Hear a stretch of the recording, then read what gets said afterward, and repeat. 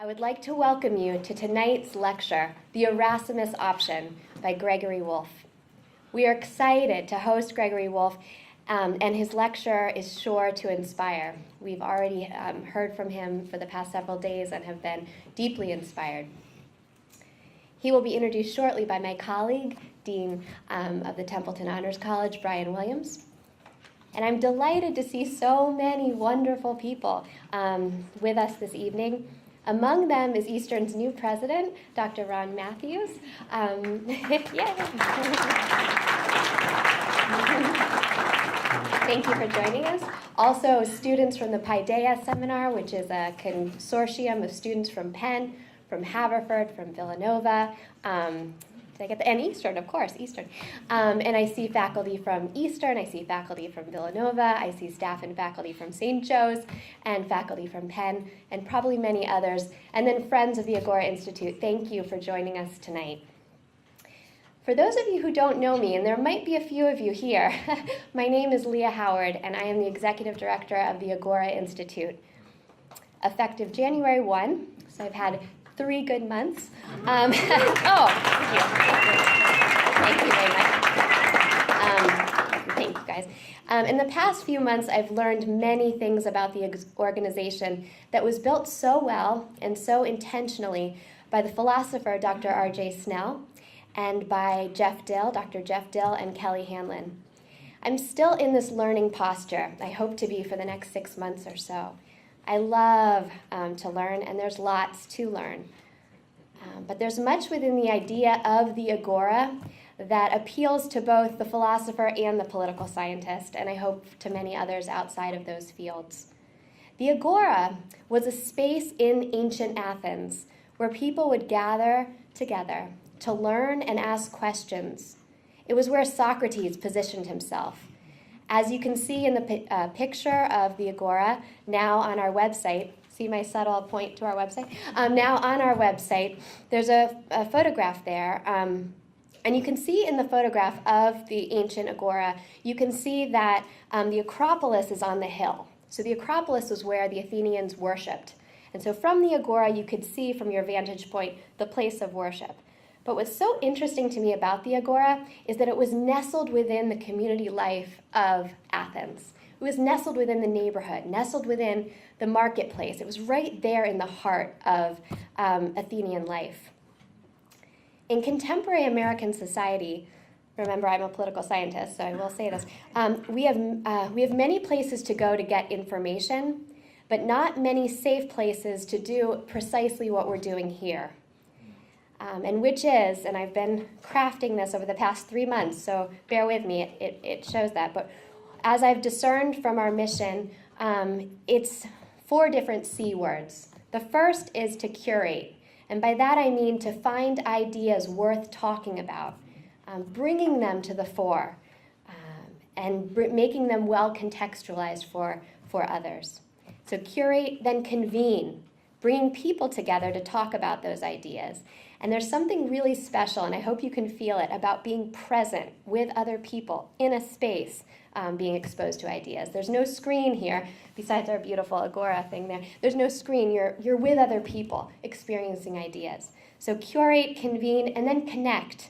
We want to connect people to ideas and then people to each other in Agora lectures and in Agora events. And then finally, cultivate. We want to cultivate both our undergraduates and our community to be a nurturing soil for more of these kinds of mini conversations. It's my dream, and I know Dr. Snell got the ball rolling and was doing a lot of this, to build social trust by having mini conversations. It doesn't end here. It's just the first rock thrown into the pool, and the many different circles, right? Concentric circles go out. So many mini conversations are birthed from this one conversation. In our Templeton Honors Forum today, Greg Wolfe talked about the interplay between truth, goodness, and beauty, or said differently, reason, faith, and imagination. We are asking you to reimagine the Agora, not out of what Gregory Wolfe calls, quote, a narrative of decline, this idea that we hit our high water mark and then it's been downhill ever since, but because there are challenges we are now facing in our current American moment that can be better engaged if we remember the good things from the past and leave behind the bad things. Women couldn't vote, in Athens. Leave those things, but bring the good things into our present and then to better imagine our future. What does it look like when community is built on intentionally engaged cultural references and then desires to serve based on that? Can we encounter ideas together in each other's presence, and is that a good in and of itself? Civil society will not build itself. We are noticing a greater and greater trend towards isolation. What our society looks like is the direct result of our choice. You chose to be here tonight, to be filled intellectually, and it is my hope and, dare I say, prayer that your hearts will be encouraged by virtue of seeing others engaged. And if nothing else, seeing the Agora Fellows, they have name tags so you can identify them. My heart is so encouraged by these young people who are not only the best and brightest, but care about serving their communities, and I'm deeply encouraged by them. Wonderful. Okay, great. So I am going to end my remarks there and welcome my colleague, Dean Brian Williams, to introduce our speaker.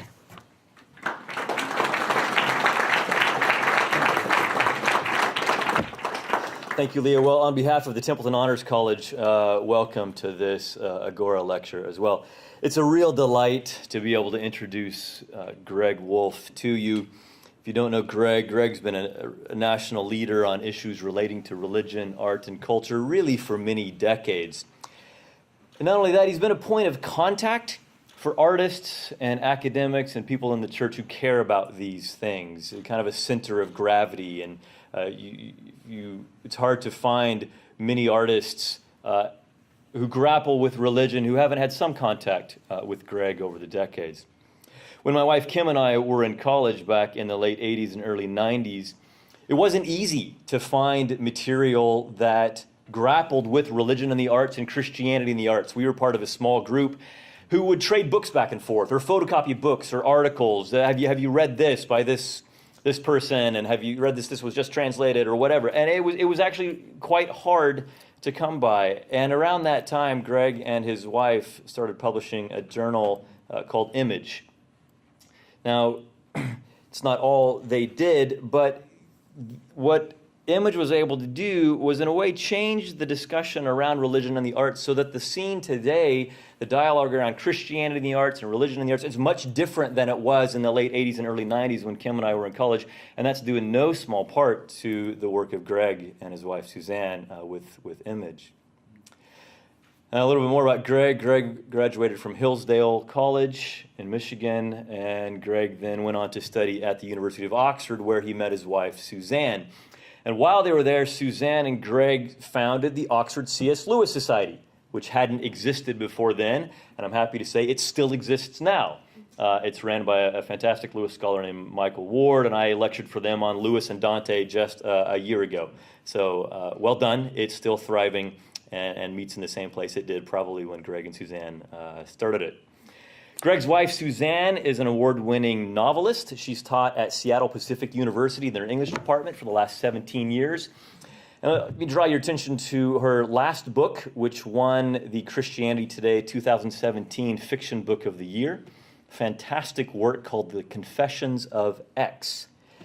It's told from the first-person perspective of Augustine's unnamed concubine in the Confessions. Well, it's this woman he lived with for 17 years. We don't know her name, and she's one of these enigmatic figures in church history. I've always told my students, if you discover any piece of document or shred of evidence about her, you've got a career ahead of you. Suzanne wrote this wonderful novel from her perspective of life with the bishop of, before he became the bishop of Hippo, but St. Augustine. Now, in 1989, Greg and Suzanne founded Image Journal. Let me just read you a little bit from their website that tries to explain the mission of Image. It says, it was founded to demonstrate the continued vitality and diversity of contemporary art and literature that engage with the religious traditions of Western culture. We believe that the great art that has emerged from these faith traditions is dramatic, not didactic, incarnational, not abstract. And so our focus has been on works of imagination that embody a spiritual struggle like Jacob wrestling with the angel. And as Greg and I were talking and sharing influences the last couple of days, he said that Flannery O'Connor's Mystery and Manners was a significant influence on he and Suzanne and informed the way they approached the journal. If you know that work, it's a wonderful piece of 20th century reflection on religion and the arts. Let me read you a short list of authors that have been published in Image over the years. My guess is that most of you will recognize some of these names, and many of you will recognize most of them.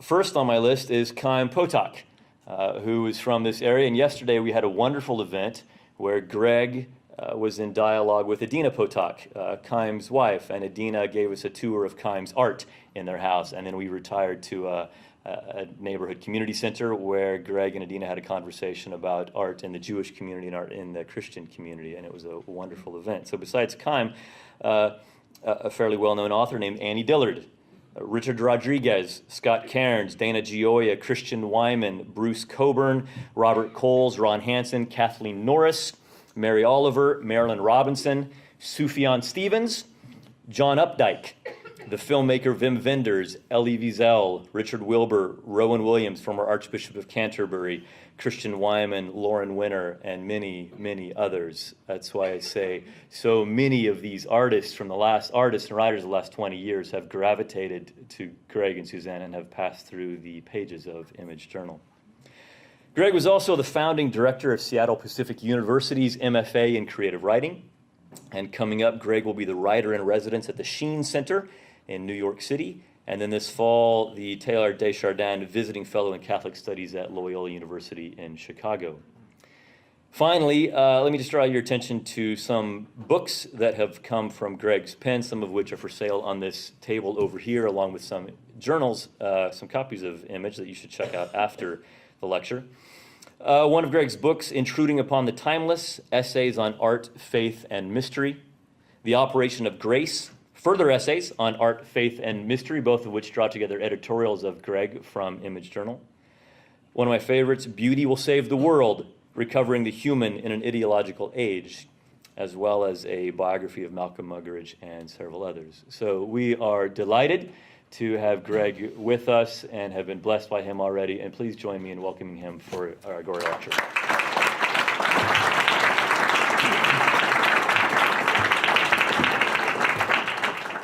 Thank you very much, Brian. The first thing I want to say is, what is wrong with you people? It's Friday night. Is this the best thing you could think to do? No, I'm very honored that you would choose to spend your Friday evening with me, and I'm very thrilled to be standing in front of what feels to me like one of the Hollywood premiere backdrops.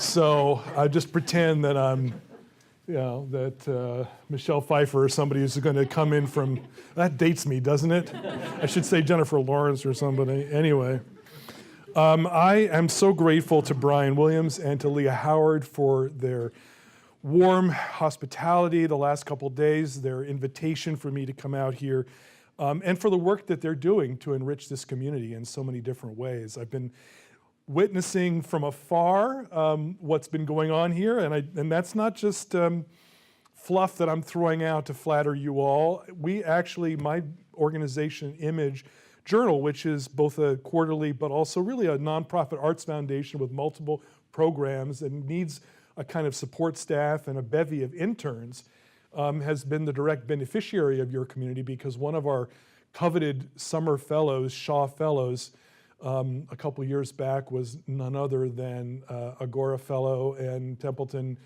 grad Abby Storch, who some of you remember. She's immediately, we decided she got straight into the Hall of Fame of our best ever fellows. She didn't have to wait for the statutory 10 years to be considered. She just went straight in there. And so that gave me a very concrete sense of the cultural engagement and the liveliness of the educational program that you all are pursuing here. I'm also happy to be in my old stomping grounds. I've lived in this area 3 different times in my life. First, actually, here in Radnor, at one of those old mansions that were carved up into kind of seedy apartments. It had the nickname of Faulty Towers.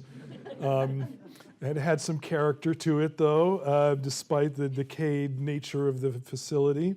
I've also lived in Conshohocken, and then in the mushroom capital of the world, Kennett Square.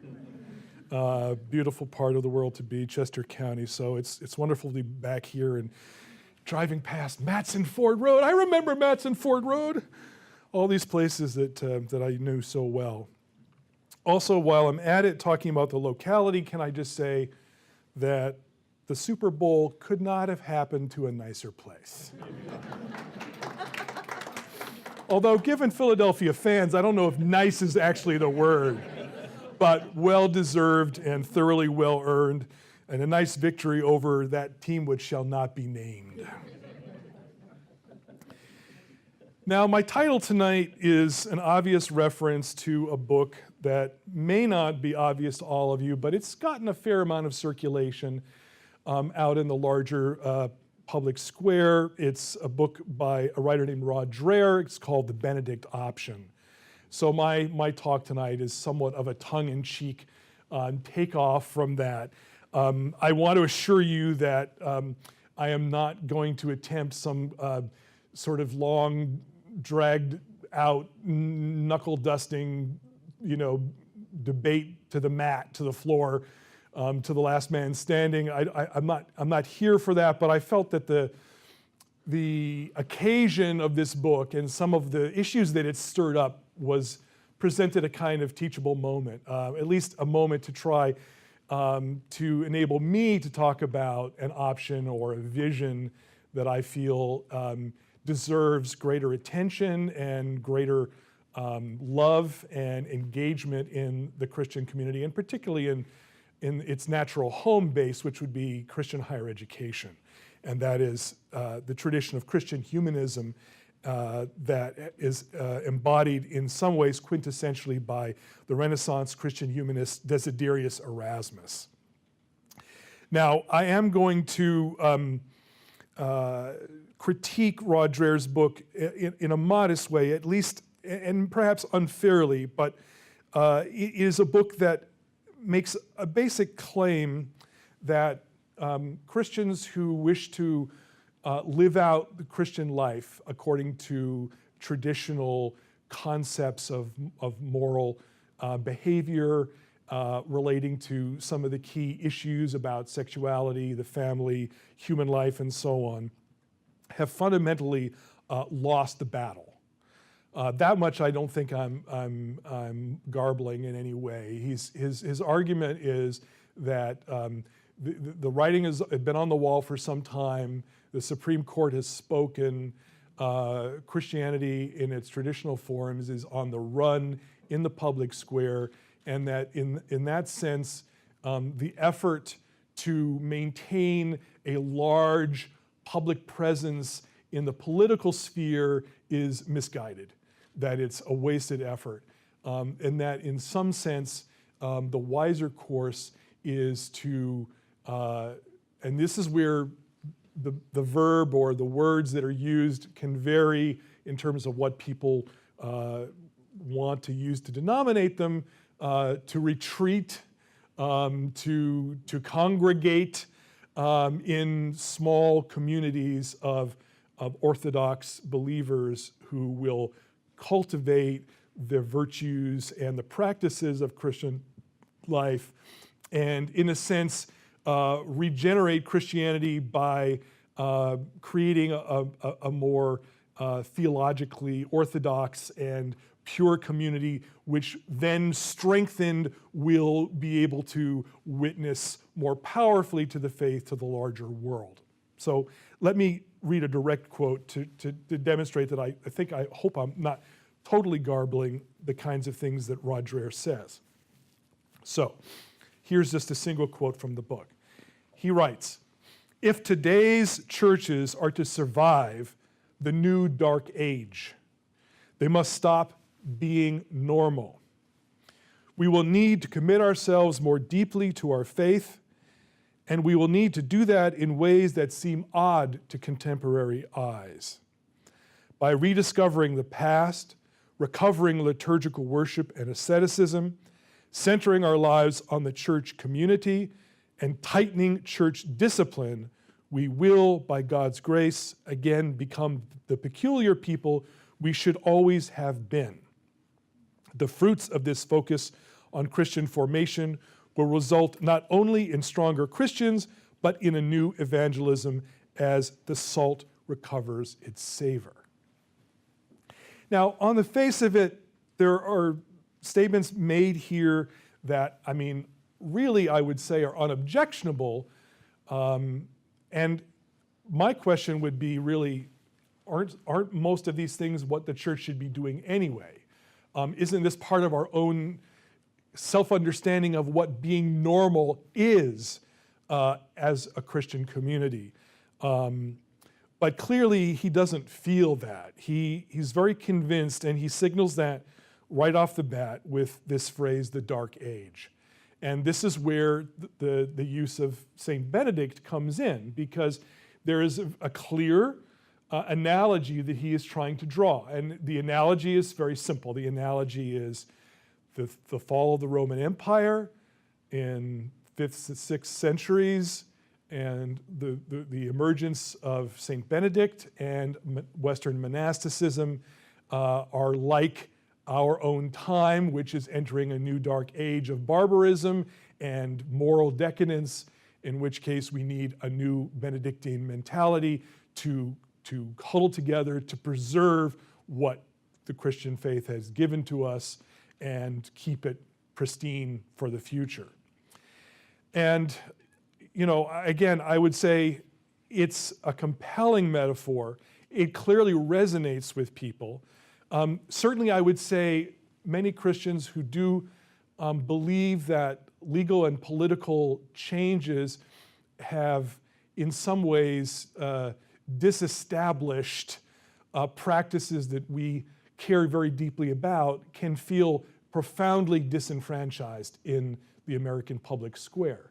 And that is a difficult experience for at any time and place, to feel that what you believe has been true has undergirded the larger public understanding of law and morality, and to see that progressively chipped away at is disconcerting, to say the least. There's a kind of angst and true anxiety that attends on these things, and I'm not immune to those kinds of feelings myself. It can be dispiriting. It can put oneself in a kind of space of conflict that is disheartening and puzzling and baffling about how to witness to what you believe is true and to live what you believe is true in the larger realm. But I do feel that this metaphor, while it does galvanize attention and appeal to a certain kind of mentality, the mentality that Brian alluded to, that I've spoken about a little bit already, this what I call the narrative of decline, which is such a powerful and appealing way of thinking these days, that I think it ends up constituting a kind of temptation that needs to be resisted, despite its good and reasonable aspects.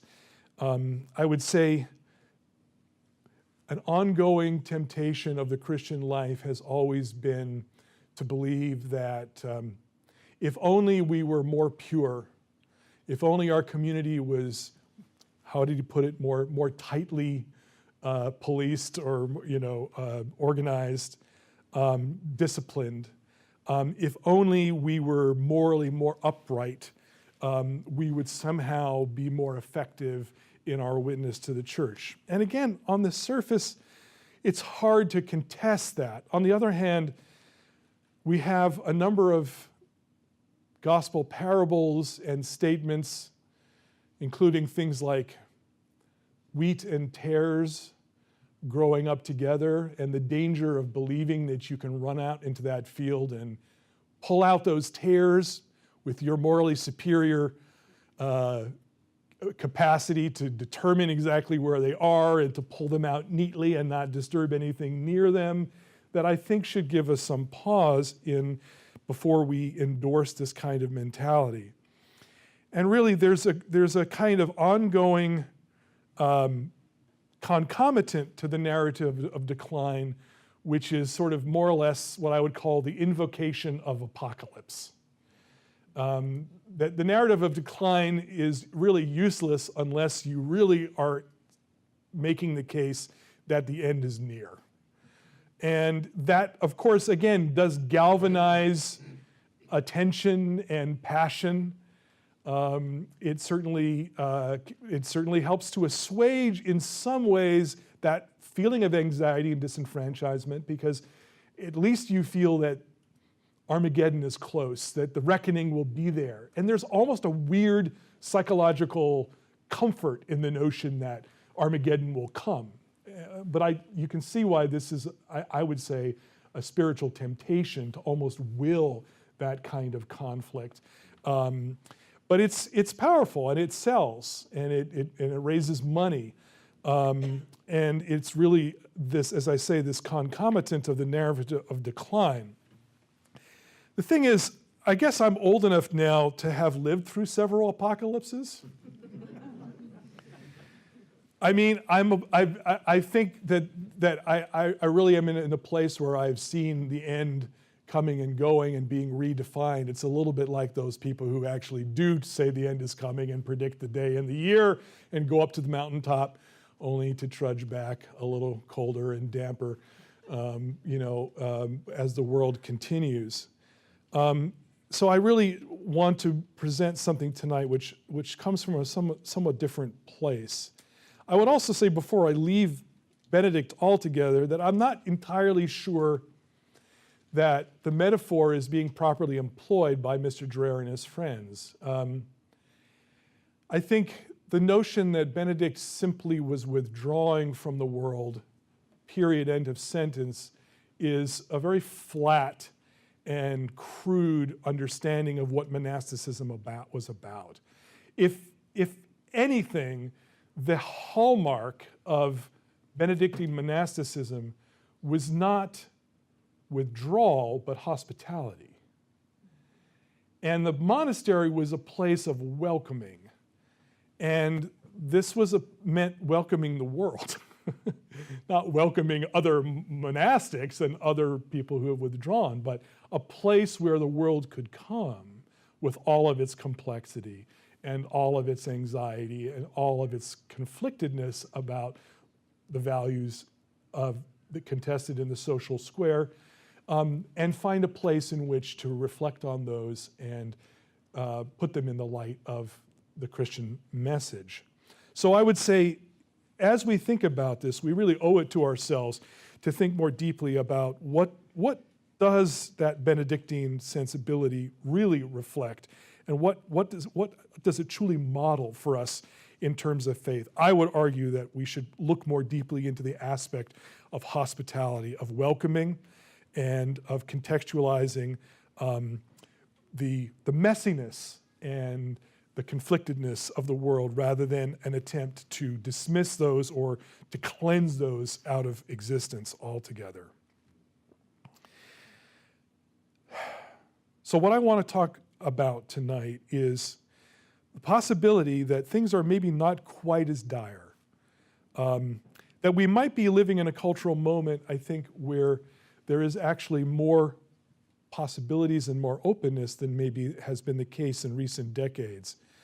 I think a strong case could be mounted to say that the rise of the nuns, not the N-U-N-S like Mother Teresa, but the N-O-N-E-S, far from being some absolute confirmation of the secularization of everything forever apocalyptic view, might in fact be a place of greater openness and possibility and fluidity than has maybe been the case culturally for some decades. I see my friend John Seal in the audience here. John, who's connected to the Cider Center here, has just published a book, an important book, I think, on this very subject, particularly about millennials, called The New Copernicans. I really strongly recommend that you get that book and grapple with its thesis and get to know John and enter into conversation with him. There is, I think, a sense of openness to experience rather than abstraction that is part of this millennial generation, and which this tradition that I want to uphold tonight speaks to in a powerful way. Along those lines, I guess what I really want to say is something that Reinhold Niebuhr once said. This notion that the assertion of orthodoxy is actually the most direct route to orthodoxy or to Orthodox Christian community of practice is, I think, misguided. You don't arrive at orthodoxy and Orthodox practice by simply proclaiming them as propositional items of truth to be assented to or denied. These things have to be encapsulated in experience and in beauty and in culture before they can generate the gravitational force that attracts the human heart. And so Niebuhr said something that I think has really stuck with me ever since I heard this quote. He said, "Nothing is more unbelievable than the answer to a question that is not asked." Now think about that for a minute. Nothing is more unbelievable than the answer to a question that is not asked. And I think as people of faith, we have to be very careful that we're not trying to present answers to questions that no one's asking.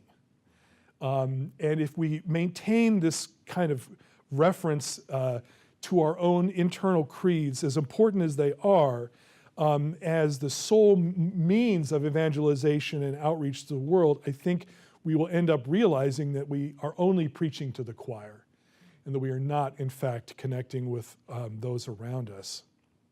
I think the Benedict Option, in some ways, is a modality that answers a question that's not being asked. So what I would like to present to you tonight is a tradition that some people know about, but which I think is still kind of an underdog and maybe not cherished and known in quite the way I hope it would be. And that is a tradition represented by Erasmus, one of the great Christian Renaissance humanists. And I want to dare to use this phrase, Christian humanism, which people have tried for years to dissuade me from using. Because as most of you probably know, the word humanism has really, in the last half century, been modified by only one word, secular, right? And I mean, I think that's changing slowly. And I took a great risk when I decided to start championing this phrase, but it really has been tantamount to a kind of slur word. I mean, I remember when I was young, people would be called commies, pinkos, and people are called secular humanists in ways that I feel have that same kind of pejorative, sneering force. But the phrase hasn't really been thought through. It's very simplistically been assumed that to be a humanist is to care about human beings above God. And the irony is that the word humanist or humanism emerged primarily within deeply religious, deeply theological and spiritual contexts for a number of important reasons. But, it's an uphill battle. I hope some of you will join the cause, and so that we can rescue this word, which needs to be rescued in terms of the lexicon of the Christian community.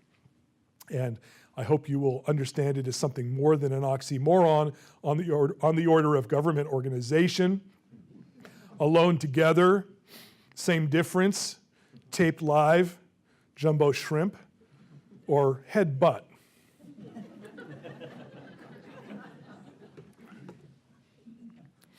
Humanism has the same root as humanities. So that's okay. We're at a university that still cherishes that tradition and that dimension. It understands that our ideas and our faith have to be made palpable in culture. That is, there's no such thing as a disembodied Platonic ideal of faith and worship. These things ultimately because we are embodied, we are incarnate beings, we are souls and bodies, so our faith has to be made flesh. It has to emerge in the stuff of the world.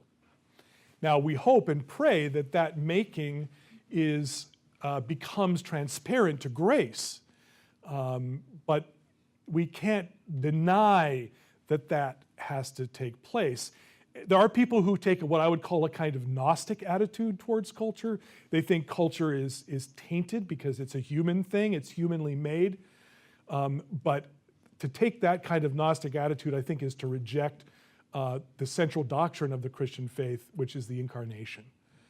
And it starts as early as the Gospels. In the beginning was the Logos. From the very beginning of the Gospel of John, this process of enculturation begins. This process of the divine and the human meeting together begins. Now, it's a fraught thing, of course, and it's something that one engages in fear and trembling. But it's not something that can itself be denied, and to do that, I contend, would be to fall into a kind of a Gnostic alienation and to ultimately falsify the facts, because we're all incarnate beings, and we all use culture, whether we deny it or not. So I think the Renaissance Christian humanist period presents for us a kind of exemplary period. I want to suggest that this tradition has occurred throughout the history of the church.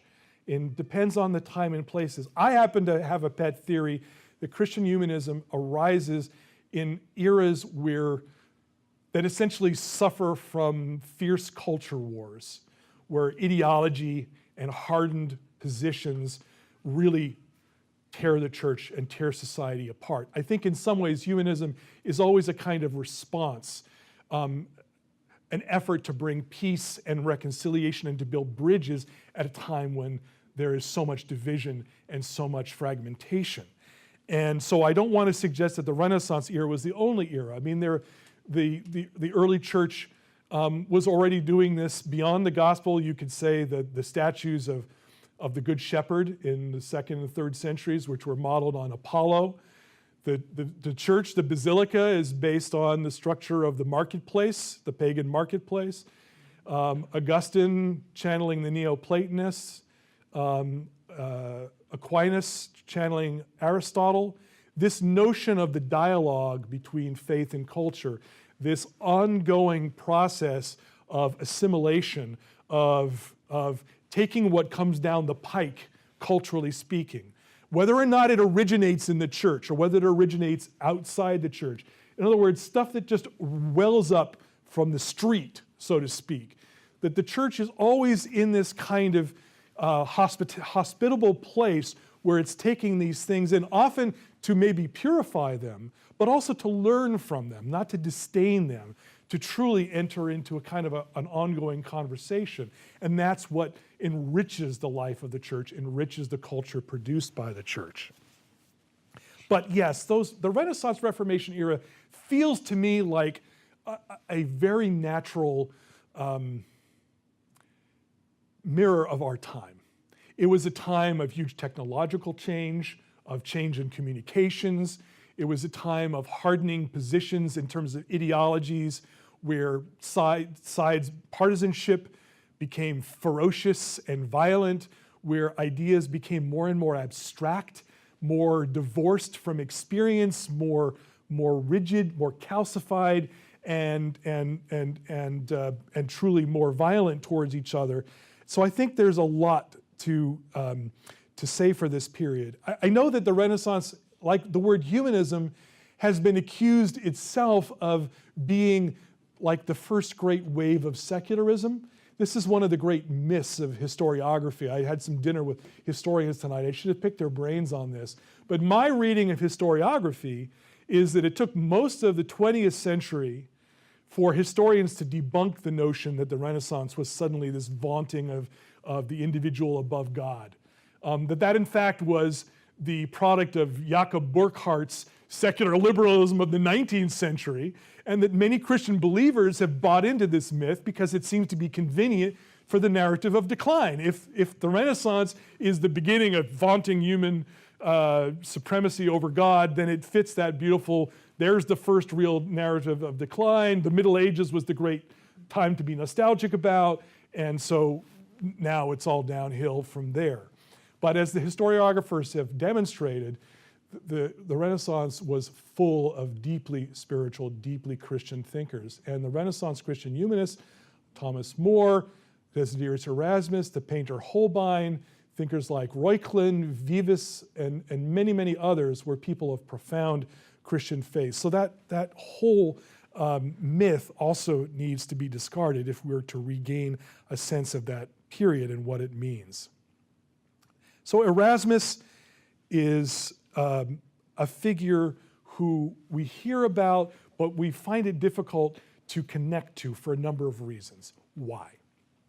Well, for one thing, Erasmus inhabits this time period in which he's writing in Latin.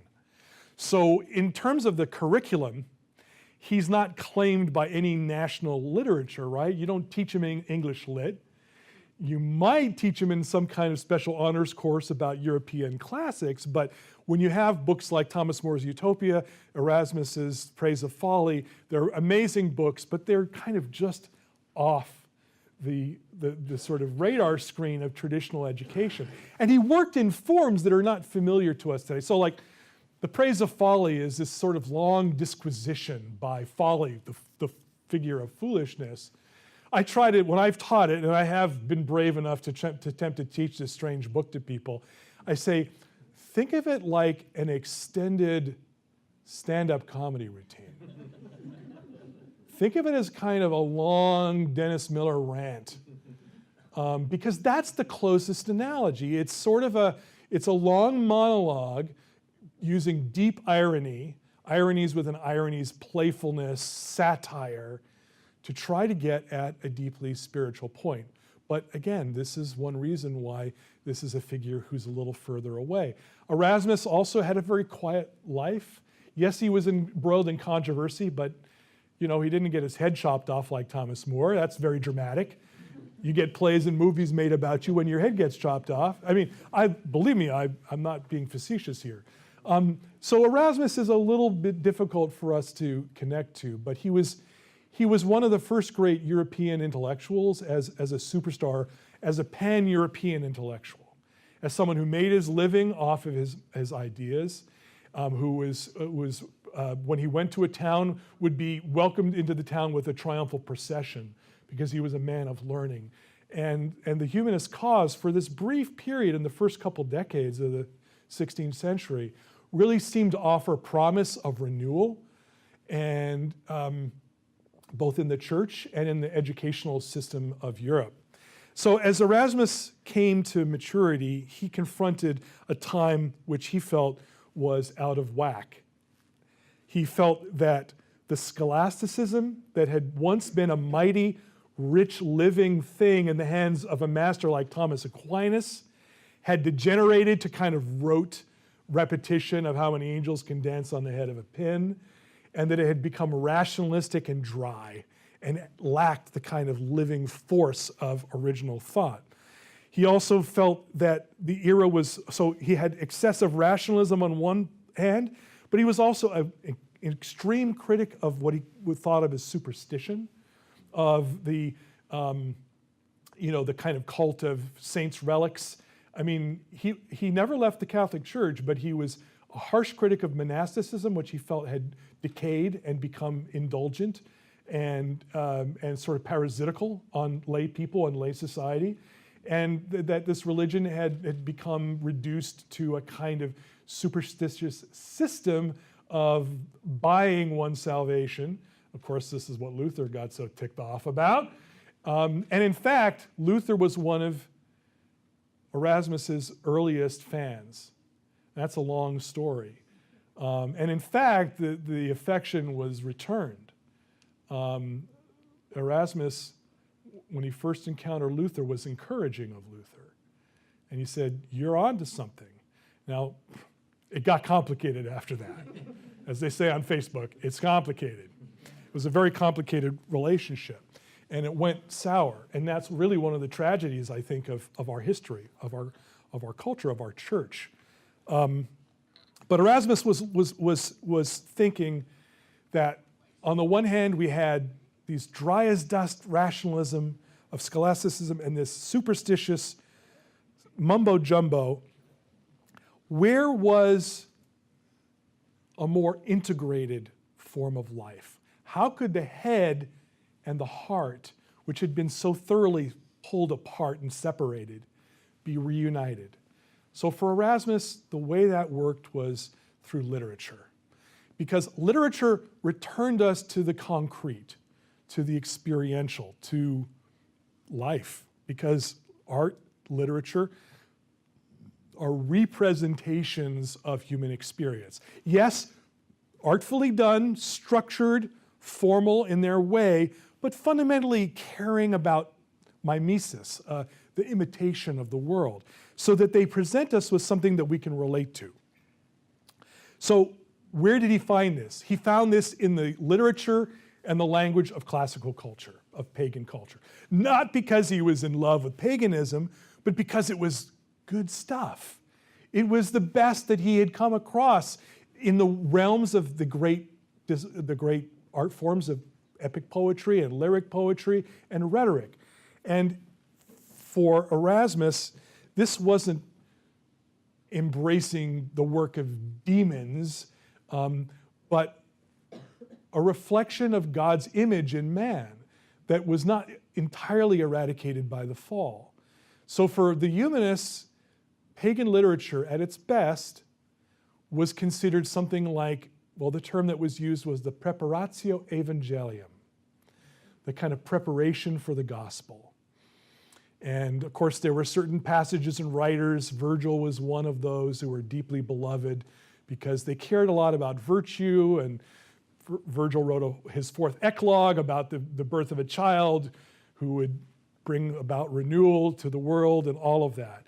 But these writers were worth emulating because the literature, the study of the literature and the language shaped the heart of those who encountered it, and shaped it in a way that made us integrated whole beings, that enabled us to unite things that tend to get separated and fragmented in our sinful ideological condition. So for Erasmus, he called this body of work bone lettere, good letters. There's no real translation to it.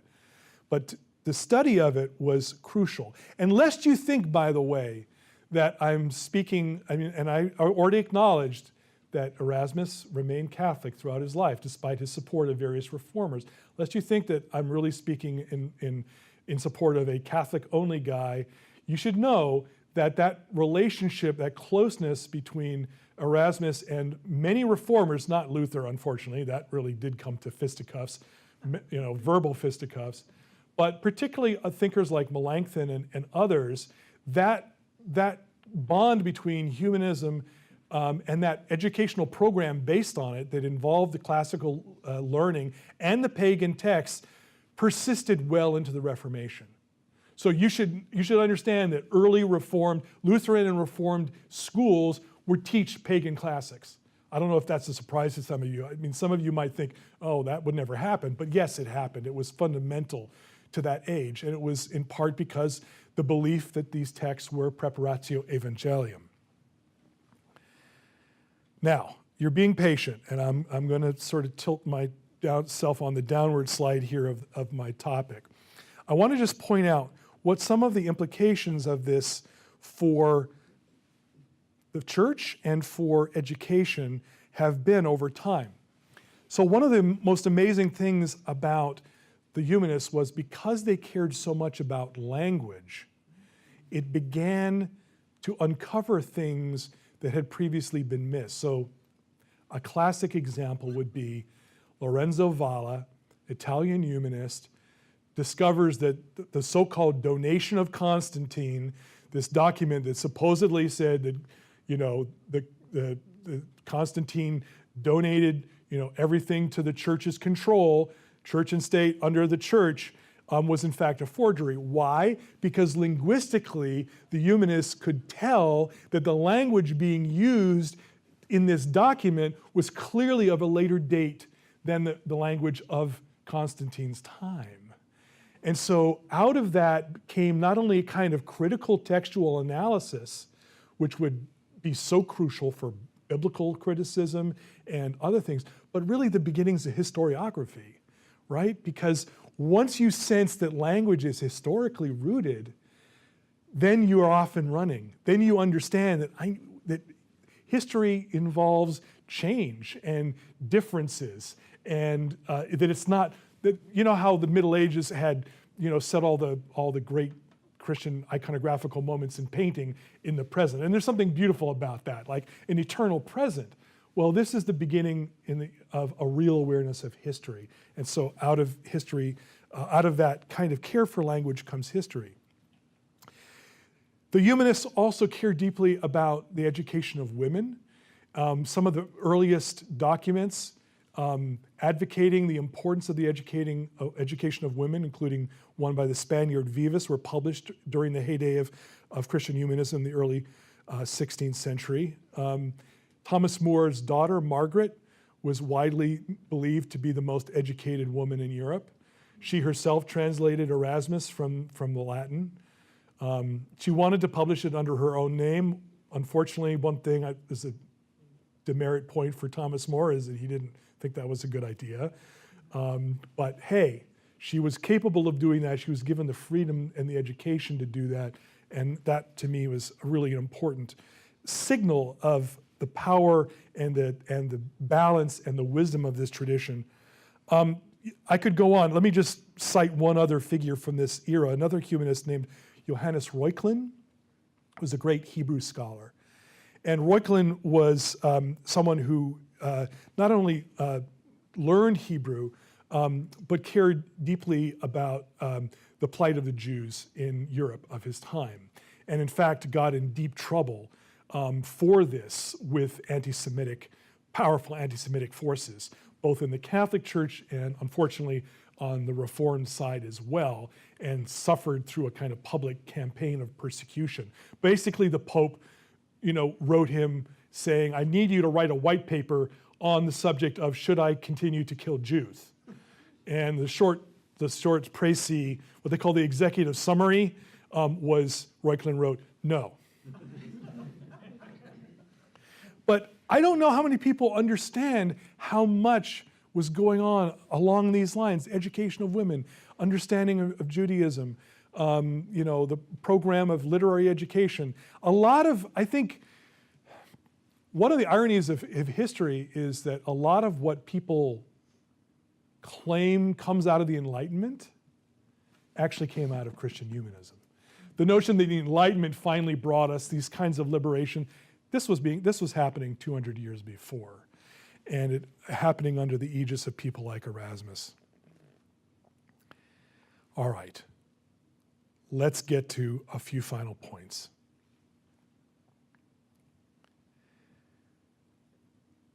A book I highly commend to you that really helps me to think about these issues is a book called Four Cultures of the West by John W. O'Malley, S.J. He's a professor of history at Georgetown University. Four Cultures of the West can be summarized quite simply. It's very accessible work, by the way, very readable. Basically, what O'Malley says in Four Cultures of the West is that there's more than four cultures, but four have been like the main superhighways of Western thought. And culture one is the culture of Scripture, of revelation. Culture one is prophetic. It is thou shalt and thou shalt not. Culture two, which comes out of Athens, is the culture of the academic world, of skepticism, of reason, of winnowing things out through logical deduction and other means. It too is powerful. Like the prophetic, it has a very driven and in some ways almost absolutist mentality to it. Culture three is the culture of rhetoric and literature. So it's a language that is separated from the other two by being more interested, again, in language as an art rather than language as a rational, pragmatic thing. And rhetoric in this sense, and this was one of the other legacies of the humanist period, we think of the word rhetoric these days, and we think of rhetoric being pejorative, right? If someone uses rhetoric, they're being manipulative. This is, in fact, the opposite of what people understood rhetoric to mean. Rhetoric was the right word for the right occasion. Rhetoric was the way that the individual addressed the divisions in the world and sought to bring people together and to build unity and move people toward the common good.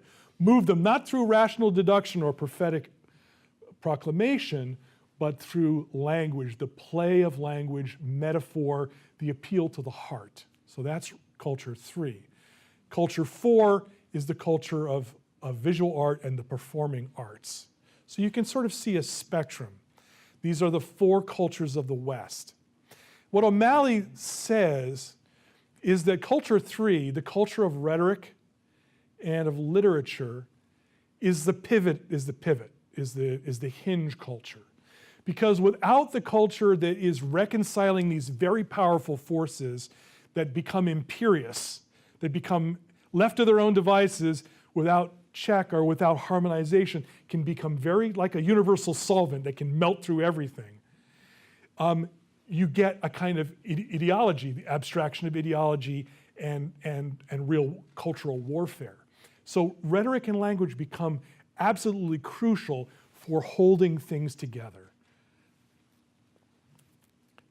O'Malley says, in poetry, the reasons of the heart prevail, in a form of discourse that is more circular than linear. If culture 2 seeks clear-cut definition, this culture, at least in this particular aspect, glories in ambiguity, in rich layers of meaning. Now, you have to understand that when he means ambiguity, and when Erasmus means ambiguity, he doesn't mean, meaninglessness, or we can't know anything because it's all ambiguous. No. Ambiguity means something very, very different. It means an approach to truth that recognizes how difficult it is for us oftentimes to approach it directly and to see it directly.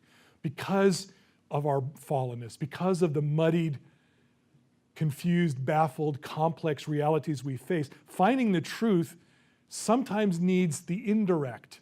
It needs to be between the lines so that we ultimately are drawn to a conclusion that is truer than the one that we would attempt to assert up front. So this is ambiguity in terms of the power of the imagination to recast experience and to enable us to return to reality through the prism of art and to see it in its richness and its complexity. O'Malley says, literature reflects the complexities of life and the murky darkness in which our choices must sometimes be made. It is a mirror held up to life that helps us to make sense of our experience and sparks our moral imagination. And this, I think, is what Erasmus was capable of doing so well. So at the heart of the Christian humanist tradition is this belief in the importance of imagination, again, as Leah said earlier, to balance out and to round out faith and reason, beauty to round out goodness and truth, so that both are truly Trinitarian, equal in dignity. And we know that our tradition has had a lot of problem with beauty and imagination, because beauty and imagination are sometimes scary. They're not linear, and they're not the kind of super sort of upright citizens that truth and goodness are. We trust those. But from Plato on down, we've been worried about beauty is seductive, right? Beauty is dangerous because it's connected to pleasure. And pleasure is not a good thing, because all kinds of, you might start playing cards, that sort of thing. So this sense of finding this balance, bringing head and heart together, bringing these trinities together in true balance with one another, is centered on the incarnation. The paradox of tension between two opposed terms, between heaven and earth. So the Christian humanists, I believe that it is a creative tension, this paradox, not a destructive tension, a creative, that when we understand that we're caught in some ways and must navigate ourselves between flesh and spirit, nature and grace, God and Caesar, faith and reason, justice and mercy, that we can understand what the real Christian walk is all about, is learning to navigate those tensions and to give each polarity its due, but in due measure. And I think that if you follow the Christian humanist sensibility, you will realize that each of us should measure our own personal spiritual state and our convictions against the incarnation. Because what happens if you emphasize one against the other? If you emphasize the divine over the human, that's what I call the conservative sin. If the divine over the human, that's all verticality, right? That's law. That's moralism, right? That's order, law and order. But it's not very empathetic. If you emphasize the human over the divine, you get tons of empathy, but you also get a little fuzziness around the edges, right? A lack of some spine that most of us sense really needs to be balanced with that empathy so that we meet together in the center of the cross as Christians. So that incarnational measure, I think, is what the great writings and artwork and thought of the Christian humanist period exemplified by Erasmus. So let me just finish by sharing with you a little tiny excerpt of a piece that I wrote called The Erasmus Option, in which I try to talk about Erasmus's kind of crowning final testament, a work that he wrote after a lot of this debate and fights with Luther and others had come about. You might say you would expect him to be old and bitter and to write a book which was like getting revenge on everybody. Instead, he wrote a really beautiful meditation that breathes the spirit of Christian humanism called De Sarcienda Ecclesiae Concordia, or On Mending the Peace of the Church. And it's a meditation on Psalm 84. The Feast of Tabernacles, Erasmus writes, is a celebration of unity, of the possibility of people living in peace. Yet there will always be those who threaten unity. The worst thing about sectarianism is that it is a type of lie, a distortion of the truth of our common humanity. Erasmus denies that one can separate the church into visible and invisible components. One might say also pure and impure, wheat and tares. The visible church is the unity of the people of God. The temptation is to withdraw into a private sphere of greater purity away from the messiness of the public square is a refusal to participate in the community God calls us to attend. Turning to a form of life that seems to be founded on withdrawal, monasticism, Erasmus insists that it was founded as a path towards holiness, not of pulling away from the social order. No romantic, he is quick to point out the dangers inherent in monastic life. Living in a monastery is not an escape from one's humanity. Quote, but here you are in exile wherever you hide.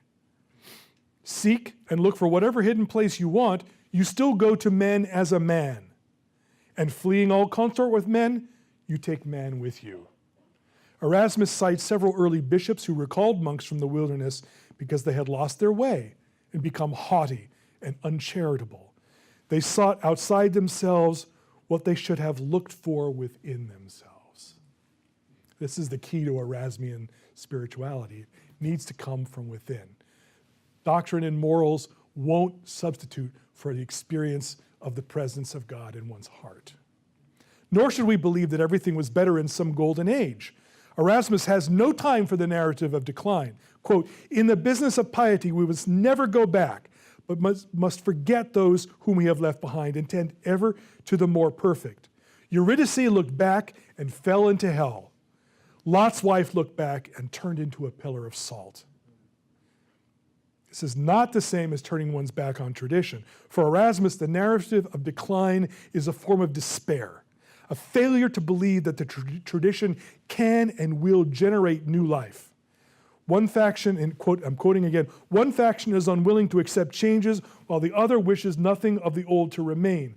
Thus an interminable storm arises and a tug of war ensues with both parties falling to the ground when the rope breaks. Sound familiar? Nor should we give in to despair about and Gnostic alienation from the world. God put us in a valley after we lost Eden so that we might work our way back home along the paths that he lays out for us. Quote, there is no reason for us to dislike this valley. The Son of God himself deigned to come down to it. God is our king, Erasmus writes, but he is also our game master. And I love this, our game master, who bids us enter the contest. He wants us to participate in the great game of life with joy, not fear. The Feast of Tabernacles, Erasmus continues, is a celebration of unity, of the possibility of people living in peace. Yet there will always be those who threaten unity. The worst thing about sectarianism is that it is I've just read that. Sorry. Oh, there it goes. That's all I need to say from Erasmus. And so let me just finish by saying there are several key lessons I think we can take from the tradition of Christian humanism. One is that there is always this process of assimilation, of encountering what's going on in the world, engaging it, listening to it, learning from it, speaking to it, bringing it into the church, purifying it, and sending it back out again. This act of synthesis, this assimilation, spoils of Egypt, that was the metaphor that the humanists used, the sense of things that we, the chosen people of God, can take rightfully and inherit and make our own. So we should never fear this kind of dialogue, but perpetuate it, and never fear that kind of process of the world coming into us if we are hospitable in the deepest sense. Second, tradition can only be maintained by living authentically in the present. That is, we actually lose the tradition if we're not capable of living in our own time. If we're so gnostically alienated from our own time, we actually lose a sense of what a living tradition is. And the tradition becomes broken off and separated and floats away from us and becomes increasingly more opaque and meaningless to us. Third, the importance of creativity over criticism. That is, to quote one of your local residents, Andy Crouch, culture making. That the Christians are called not just to critique and analyze, but to create, to make new culture. That the making of new culture, the creation of new novels and poems and films and dances is ultimately the most powerful and positive way to change culture, because the human heart is attracted by beauty rather than, because there are the questions that people are asking. And then finally, that the fundamental mission of the Christian humanist is peacemaking, is reconciliation. Not sitting around saying kumbaya, not being naive about the real divisions, the real conflicts that exist in the world, but nonetheless feeling called always and everywhere to try to bridge those gaps, to find the rhetoric, the language that can contextualize our problems and bring us closer together. And so let me just end with a quote from Annie Dillard. Let her get the last word, because she's so much more eloquent than I am, a true contemporary Christian humanist. Because she has this beautiful quote, which really is her refutation of the narrative of decline. And I think it's a great way for us to look at our own experience. She says, "Is it not late, a late time to be living? Are not our heightened times the important ones? For we have nuclear bombs. Are we not especially significant because our century is? Our century in its unique Holocaust." This is, of course, the 20th century, but we have our own analogies, 9/11, etc. Its refugee populations, its serial totalitarian exterminations, our century and its antibiotics, silicon chips, men on the moon, and spliced genes? No, we are not, and it is not. These times of ours are ordinary times, a slice of life like any other. There were no formerly heroic times, and there was no formerly pure generation. There is no one here but us chickens, and so it has always been. A people busy and powerful, knowledgeable, ambivalent, important, fearful, and self-aware. A people who scheme, promote, deceive, and conquer, who pray for their loved ones and long to flee misery and skip death. It is a weakening and discoloring idea that rustic people knew God personally once upon a time, or even knew selflessness or courage or literature, but that it is too late for us.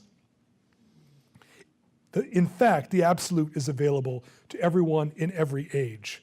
There never was a more holy age than ours, and never a less. There is no less holiness at this time as you are reading this than there was the day the Red Sea parted, or the day in the 30th year, in the 4th month, on the 5th day of the month, as Ezekiel was a captive by the river Chebar, when the heavens opened and he saw visions of God. In any instant, the sacred may wipe you with its finger. In any instant, the bush may flare. Your feet may rise, or you may see a bunch of souls in a tree. In any instant, you may avail yourself of the power to love your enemies, to accept failure, slander, or the grief of loss, or to endure torture. Purity's time is always now. And now is my time to stop.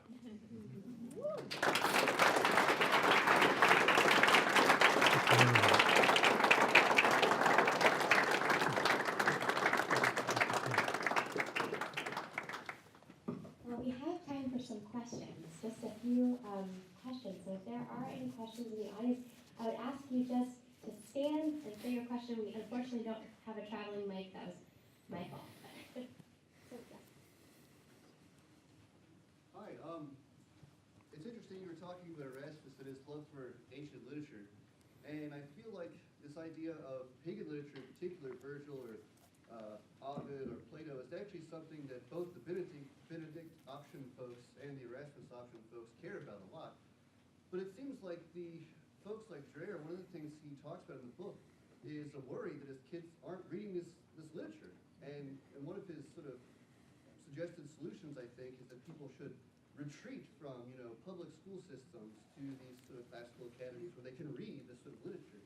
But if we're going to unite around this literature, we all have to be sort of reading it. So I wonder if there's not only an interesting place where the Benedict Option and the Erasmus Option share a common interest, namely this great literature that might help unite us, but also sort of a disagreement about how it is we need to get in contact with it. Because I fear that Dreher thinks that one of the battles we've lost is that people aren't interested in that literature anymore. Yes. Speak to that issue. Yeah, well, I think that is fair. I would say, and I want to speak with some gentleness here because I know that those classical academies are very much a part of this community in terms of the students who come up through the system and even the graduate education that you're offering. And I do respect them. I've spoken for the Circe Institute, and I care deeply about their mission. Yes, that is obviously a good point. I would say it's a question of finding balance. If the communities that study those books become communities of kind of Gnostic alienation from culture and the world, a kind of fearful huddling against temptation, then they will vitiate the meaning of the books they're reading. I've taught people from that world in the homeschool world, and I don't want to make huge generalizations because you can't. There are so many individual ways of people growing up and experiencing, but I have witnessed pathologies. And I suspect some of the faculty here, in a compassionate way, see students who've been infected by some of these pathologies and lovingly try to lead them out of some of those more unconstructive ways of thinking about the world, and I think that's a noble cause.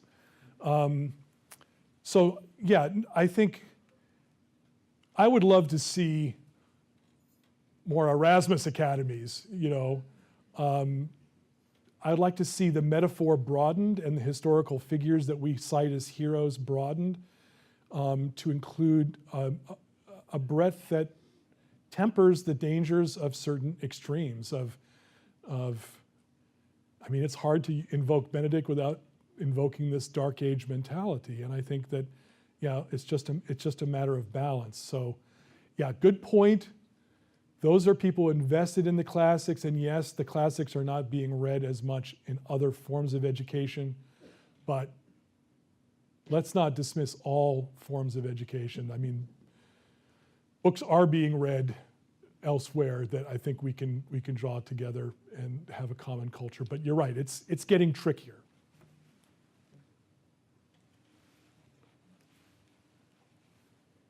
So my question is sort of around a general possibility of a culture of this Christian humanism in a world where the church is divided as it is today. So, I mean, Erasmus being somebody who obviously was very present to the beginnings of the Protestant Reformation with Luther, and the opposing to a Benedict Option sort of mentality of separation from the culture and this idea of assimilation with the culture and then enrichment in the church and sort of spreading back out.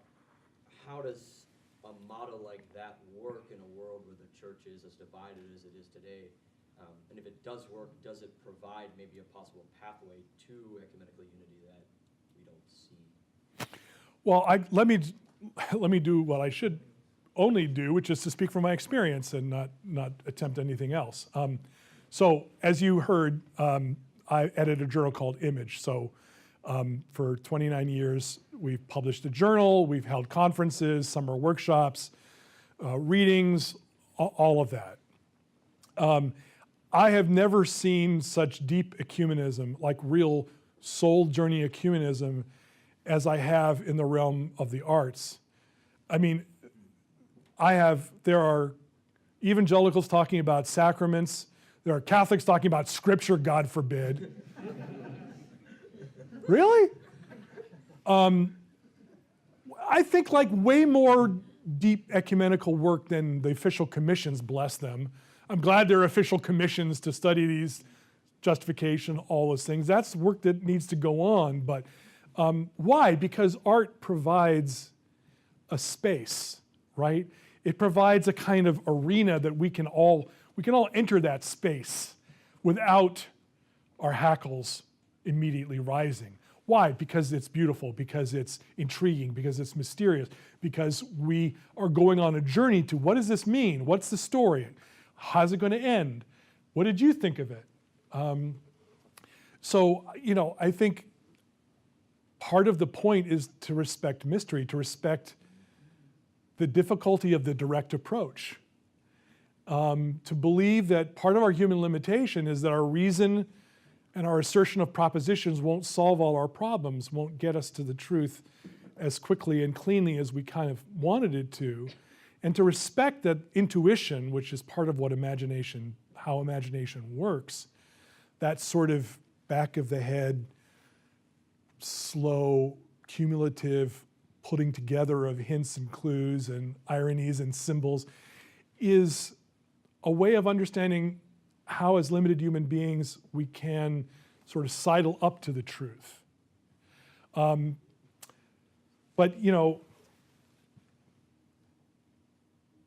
this isn't happened by official means. We didn't declare, that Image was going to be that kind of official commission for ecumenism. It just happened, and it happened through the making and the evaluation, the interpreting, and the sharing of made things, which we can approach together and look at from different perspectives. That's just where I've seen actual change and growth. And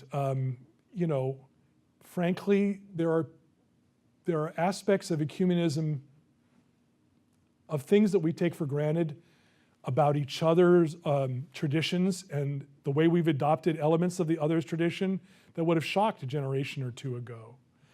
And I think that's great. I think the fact that we're not constantly shocked by that we have quietly drawn together, and evangelicals can talk about sacraments and liturgy without fearing, reprisal, and Catholics can talk about scripture and biblical narrative, is one of the great beauties that I've experienced in my adult life.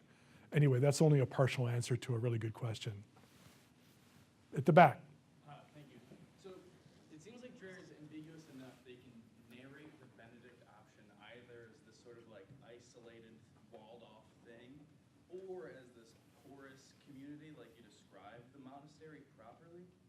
So in the porous articulation of it, it seems like it's not protectionist, but it's more of a sort of retracted community so that we can carefully and intentionally educate everyone. So that when we appropriate the riches of culture, when we bring them in order to enrich faith, as it were, we can go out then, not as you say to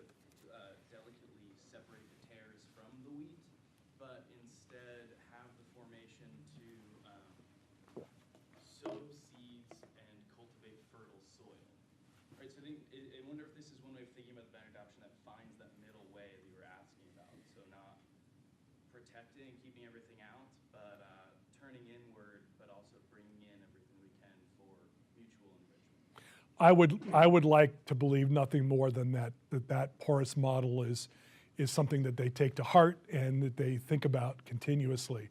The language of the quotation that I read pushes in a different direction, in my opinion. And it pushes in a direction of what I would consider to be some of the worst habits of American religion, which is a penchant for propositional language and moralism, and a forgetting of the fundamental importance of presence. That Christianity is first and foremost an encounter with the presence of Christ, out of which our morals and our doctrines grow. But when we reverse the polarity and we forget which comes first, we come across to the world as judgmental eggheads. That's what Christianity means to 90% of the non-Christian community. And I'm frankly not sure that they're wrong about that. I mean, that's the way we come across. So I mean, Roger Ayers said nice things about image and some things I've done, and I like him a lot. I'm crunchy, you know. I'm just worried about very powerful forces that have this gravitational attraction to them that are part of our heritage, this tendency towards Gnosticism, moralism, this notion of separating ourselves, withdrawing into a subculture. I think that's dangerous. I think that's dangerous for our faith. I precisely think that's dangerous for our faith, not healthy for our faith. Are these debates about emphasis or spin? Maybe. But I have real anxieties, and I've witnessed real pathologies that I think are regrettable, and that I have done my best to try to respond to with healing and offering a more whole perspective to them. But yes, I know that that's what Rod would say. I'm way more porous than you think, Greg. And I wish them joy of that and the desire for that. But if they keep talking about the Dark Ages and, tightening church discipline, I think their teenagers are going to run screaming.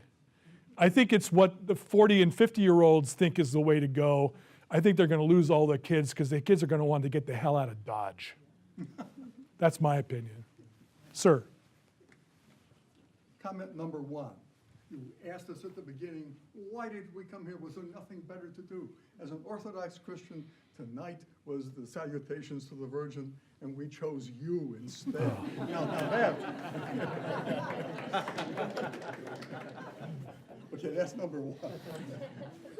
Number two, and you also pointed out in your extended life, you've seen a number of apocalypses. And as a man who I'm sure knows a great deal of history, there's been many apocalypses, going back to the Old Testament, going through the Turkish invasions of Greece, which is part of my heritage, and what has happened in Russia over the past generations. These things have happened over and over again, and there are mechanisms somewhere deep within us that recovers the Christianity.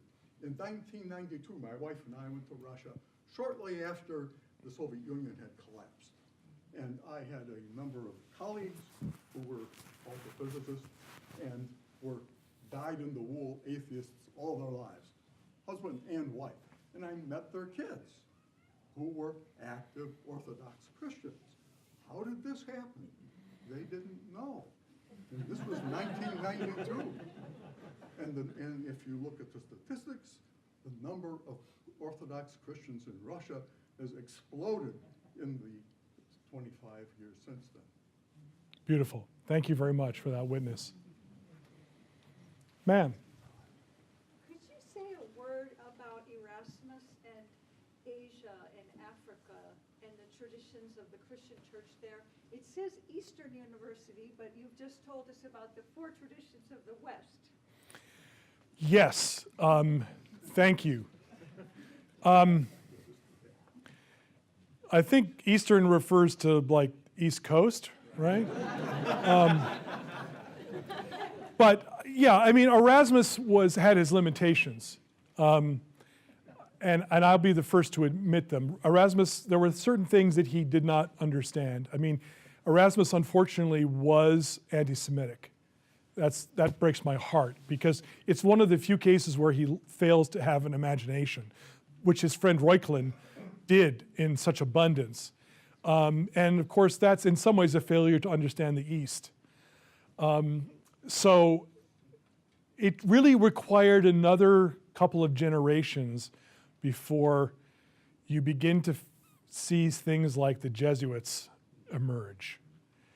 And even there, you have a mixed record that I will admit, but it's impossible to understand the Jesuits without understanding Christian humanism. And now Ignatius was a bit fussy about Erasmus. He officially kind of didn't like Erasmus. Erasmus kind of fell out of favor pretty quickly. He was considered kind of a dangerous radical. But nonetheless, the Jesuit charism is deeply informed by this notion of assimilation. And when I say assimilation, by the way, you have to understand assimilation works in 2 directions, right?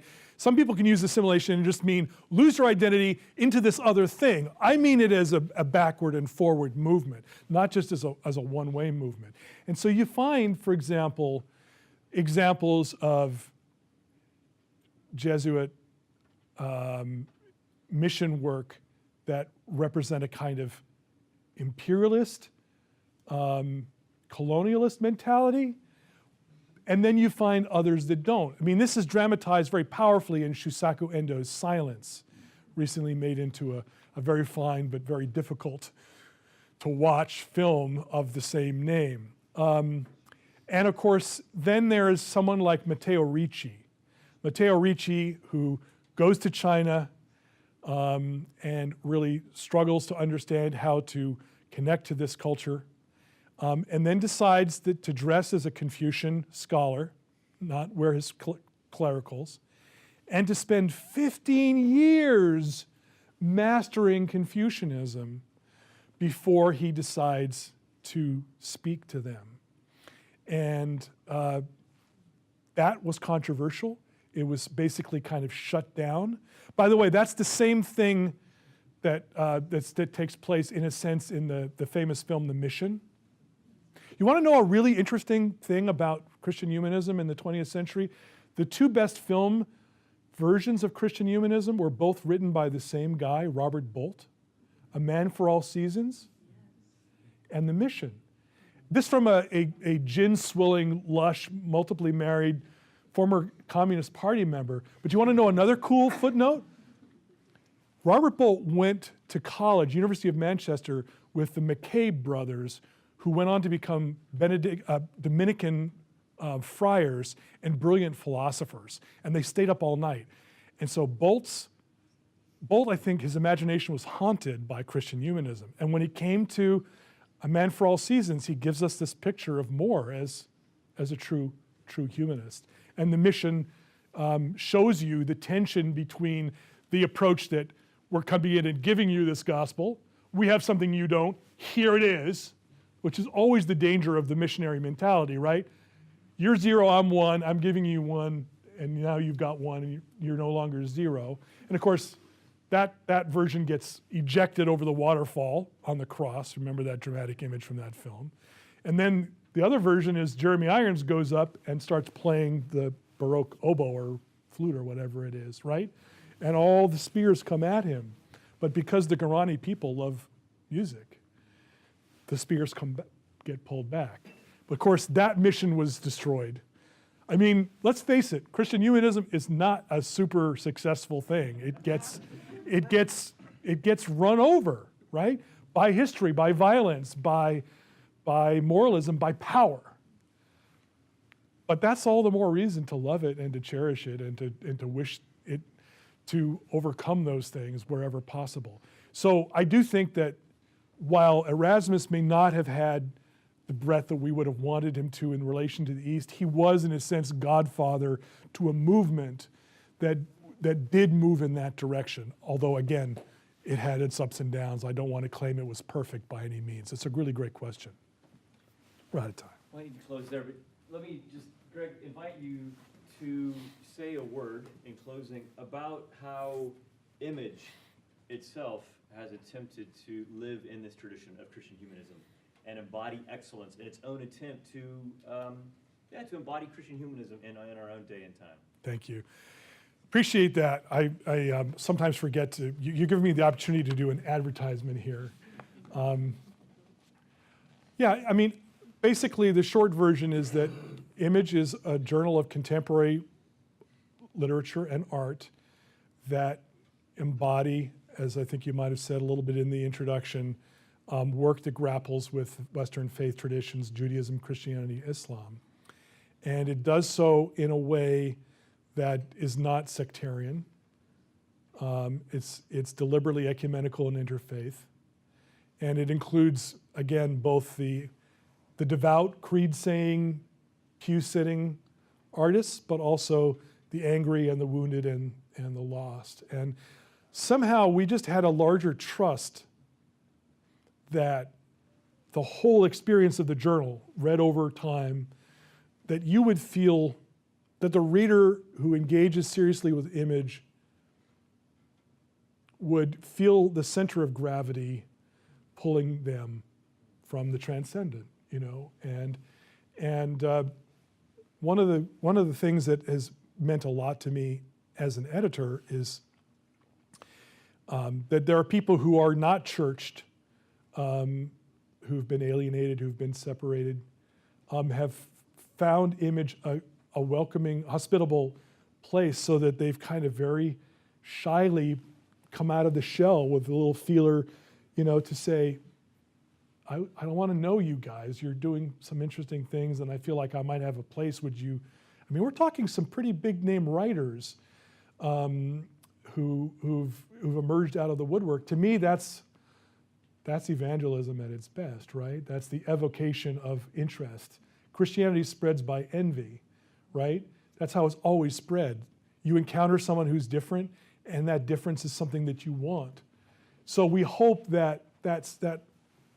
Again, not the direct propositional mission statement, but the gravitational pull of the whole enterprise is a witness for the faith, and can bring people together and can allow people to not only to allow a kind of movement, again, in both directions. That the angry and wounded people challenge the complacency of the settled, happy pew sitters, and vice versa. And that the alienated and the wounded can find others who are pew sitting and creed saying to be not the scary, nasty people who, I can't use a bad word for in this community, that they thought they were going to be. So it's been a beautiful thing to experience that kind of community kind of growing up over time. So thank you for sharing that. There are copies of Image for sale, and we have got a website. We do a blog 5 days a week. There's a beautiful 1,000-word personal essay. I would argue some of the best writing, qua writing, that's Christian humanist love for rhetoric, on the Christian writing on the internet on any given day is likely to be found on our blog. And we have an email newsletter that's free of charge that tells you about new books and programs that we're doing and new albums and study tours and conferences around the country and around the world. We have a postgraduate fellowship for someone working on their first book project. A variety of programs that I hope maybe you'll look up and get to know. And maybe you'll come out and visit us and participate in our workshop in Santa Fe, New Mexico in the summer. Thank you. Well, like I said, when Kim and I were in college, we struggled to find resources. But right after college, we discovered Image Journal. And it was one of 2 magazines that we ever subscribed to. The other one went out of print. but we are really grateful that image has remained in print and has been a forceful influence in our own life and thought. And so thank you, Greg, and please join me. Thanks for having me.